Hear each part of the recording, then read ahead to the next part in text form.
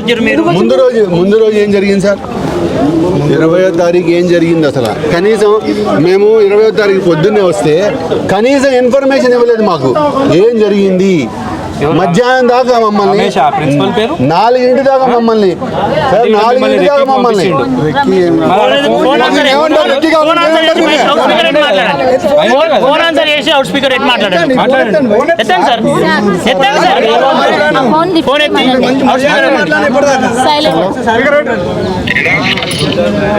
ఇక్కడ ఉన్నా మార్చి దగ్గర ఉన్నా మేము అలా చేస్తాను.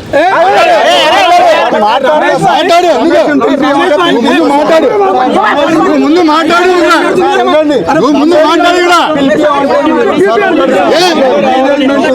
మేనేజ్మెంట్ సార్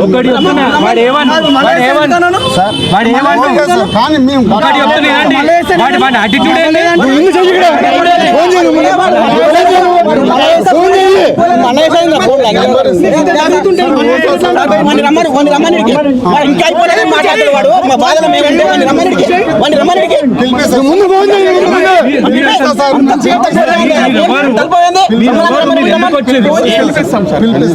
కనీసం మీ అబ్బాయికి ఇలా జరిగిందని మా దగ్గరికి వచ్చి పలకరించారు.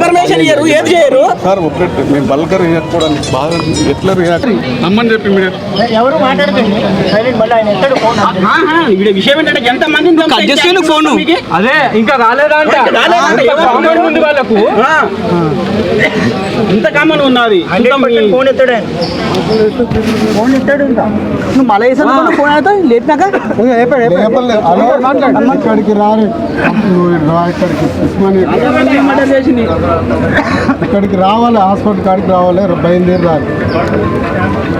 స్పీకర్ రమేష్ భాయ్ నువ్వు హలో రమేష్ భాయ్ వాల్యూమ్ పెట్టు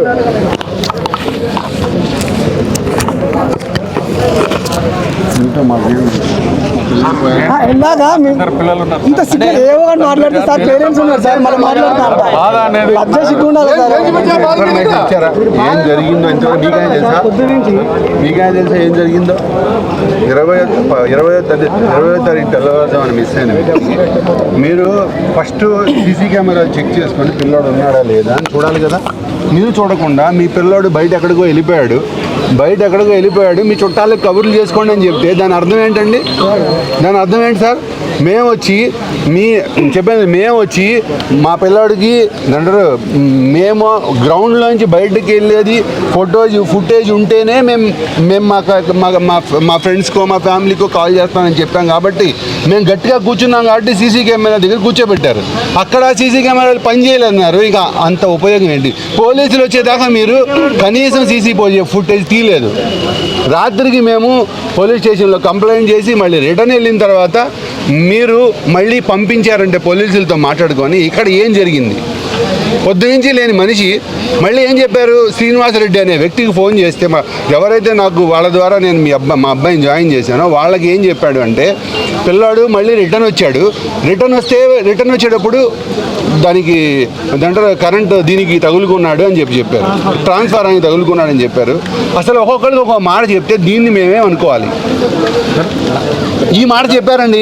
నేను వాళ్ళ దగ్గర రికార్డింగ్ తీసి చూపిస్తా. 100% తప్పు జరిగింది సార్, జరగలేదని నేను అనట్లేదు. 100% తప్పు జరిగింది. ఇప్పుడు జరిగింది, రాత్రిపూటే జరిగింది అనుకోండి సార్, రాత్రిపూటే జరిగింది అనుకోండి. చెప్తా ఒక మాట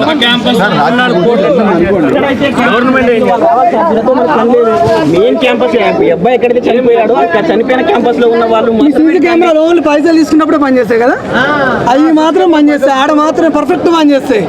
పిల్లవాడు ఏమైండు చనిపోయిన దగ్గర మీ సీసీ కెమెరాలు పనిచేయవు, అవునా? పోలీసులు తీసుకొస్తే 2 గంటలకు ఫోన్ చేసి మీ బాబుకి కరెంట్ షాక్ తగిలిందని పోలీసులు ఫోన్ చేసి హాస్పిటల్లో ఉన్నారు రండి అన్నారు. వాళ్ళు చేసిన 10 నిమిషాలకి వీళ్ళు ఫోన్ చేసి మేనేజ్మెంట్ ఫోన్ చేసి మీ బాబుకి షాక్ కొట్టిందండి అని చెప్పానండి. అంటే అర్థం ఏంటి? అప్పటి వరకు కనిపించిన వ్యక్తి ఇప్పుడు ఎలా కనిపించాడు మీకు? ఎవరైతే మా ద్వారా జాయిన్ చేసామో ఎవరైతే కాలేజీలో జాయిన్ నాకు తెలిసిన ద్వారా జాయిన్ చేశానో వాళ్ళకి చెప్పిన మాట ఏంటి అంటే, మీ అబ్బాయి మళ్ళీ రిటర్న్ వచ్చేటప్పుడు స్తంభానికి ట్రాన్స్ఫర్ అని పట్టుకొని చనిపోయాడు. రిటర్న్ వచ్చినప్పుడు అంట అసలు ఏం జరిగింది? అసలు ఏం జరిగింది? కరెంట్ పట్టుకొని చచ్చిపోయాడని మీరు ఎట్లా చెప్తున్నారు? అట్లా కాదండి, హాస్టల్ నుంచి వద్దు అనుకొని వెళ్ళిపోయినోడు రిటర్న్ వెళ్తాడా? రిటర్న్ ఎలా ఎందుకు వెళ్తాడు? అంటే యాజమాన్యం చంపింది, రిటర్న్ ఎలా వెళ్తాడు అసలు? అదిగా నేను ఈ హాస్టల్లో ఉండను అని వెళ్ళిపోయినోడు. కరెక్ట్ ఎన్ని గంటలకు అయిందో మీకు తెలుసా?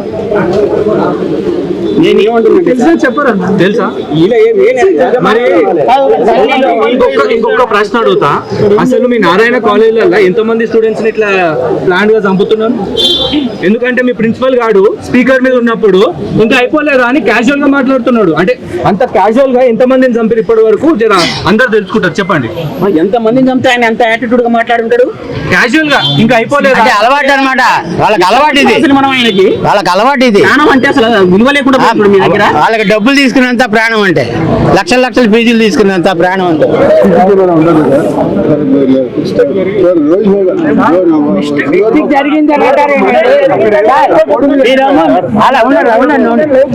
మీరు మిస్టేక్ జరిగింది సార్ అంటే అలా కాదండి, అలా కాదు. మీరు మిస్టేక్ జరిగింది అంటారు, ఈయనమ్మ సెటిల్మెంట్ చేస్తారంటున్నారు. మాకు మిస్టేక్ వద్దు, సెటిల్మెంట్ వద్దు. మా పిల్లల్ని మాకేయండి, మా పిల్లల్ని మాకేయండి,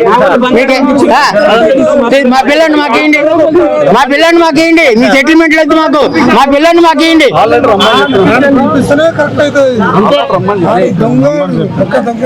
ఆయన రావాలి, రాడండి. వాడెందుకు వస్తాడు? ఇక్కడ నుంచి అన్ని ఇన్ఫర్మేషన్ వెళ్ళిపోయినాయి. ఆయన రాకపోతే మాత్రం మీకు వెరీ క్లియర్. వీళ్ళని వదలబాకండి, ఉండదండి. వెళ్ళిపోతే అసలు ఏం మనకి ఇక్కడ ఏమి ఉండదు. అప్పటికప్పుడు మిస్సింగ్ కేసు చేసి మా కాన్స్టిట్యూషన్ నుంచి పంపిస్తాం. అంటే ఇప్పుడు బాడీని మూవ్ చేసారు కదా సార్, బాడీని మూవ్ చేసేటప్పుడు పంచనామా కానీ పంచ్ విట్నెస్లు కానీ ఎవరైనా ఏమన్నా ఉండేనా అక్కడ? పంచ్ విట్నెస్ అంటే మేము పోలీసే ఉన్నాము. ఇప్పుడు వేరే థర్డ్ పార్టీ పంచ్ విట్నెస్లు ఎవరు లేరు. రాత్రి 2 గంటలకు పంచ్ విట్నెస్ ఏం లేదు. మరి తీసేటప్పుడు బాడీ ఫోటోలు ఉన్నాయి, అన్ని ఉన్నాయి, వీడియోస్ గిట్ ఏమో ఇప్పుడు ఆడ గోడ దగ్గర సీసీటీవీ కెమెరాస్ చెక్ చేసారు, అబ్బాయి బయటికి పోయిండని ఇలా అంత కరాఖండిగా చెప్తారు కదా. సీసీ కెమెరా గోడ దగ్గర కవరేజ్ లేదు, ఉన్న కవరేజెస్ అన్ని ఉన్నాయి మా దగ్గర. ఇప్పుడు ఎందుకంటే వాళ్ళు చూపించిన దాంట్లో కిందికి దిగినట్టుగా ఉంది, పైకి పోయినట్టుగా ఉంది, కానీ గోడ బయటకు వస్తున్నట్టుగానైతే లేదు. గోడ దగ్గర అక్కడిక్కడ తిరిగినవి కూడా ఉన్నాయి. అలా బయటకు పోతున్నట్టుగా ప్రూఫ్ ఏమైనా ఉందా? చూస్తాం బ్రదర్, అవి కూడా చూస్తాం. ఒకటి ఏంటి అని అంటే మీరు ఖచ్చితంగా ప్రిన్సిపల్ రమేష్ ని A1 చేయాలి. ఇందులో is responsible for the death of this innocent child. Criminal case పెట్టాలి సార్, ఇది అది వదిలిపెట్టలేదు. ప్రతి సంవత్సరం ఏదో ఒకటి జరుగుతూనే ఉంది. ఆయనకు ఇవన్నీ కామన్ ఉన్నట్టున్నాయి, ఇంకా అయిపోలేదా అని క్యాజువల్ గా మాట్లాడుతున్నాడు. అసలు ఎంత దారుణం సార్, అది ఒకసారి ఆలోచించండి. మీరు చనిపోయింది, ఇక్కడ ఒక ప్రాణం పోయింది. ఏదైతే పిటిషన్ ఇచ్చారో దాని ప్రకారం కేసు చేసినాం, దాని ప్రకారం ఇన్వెస్టిగేషన్ జరుగుతుంది. కాలేజ్ దగ్గర బెటాలియన్ పోలీసులు పెట్టి కూర్చోబెట్టారంట. మా వాళ్ళు వెళ్తే చుట్టూ బెటాలియన్ పోలీసులు పెట్టారంట.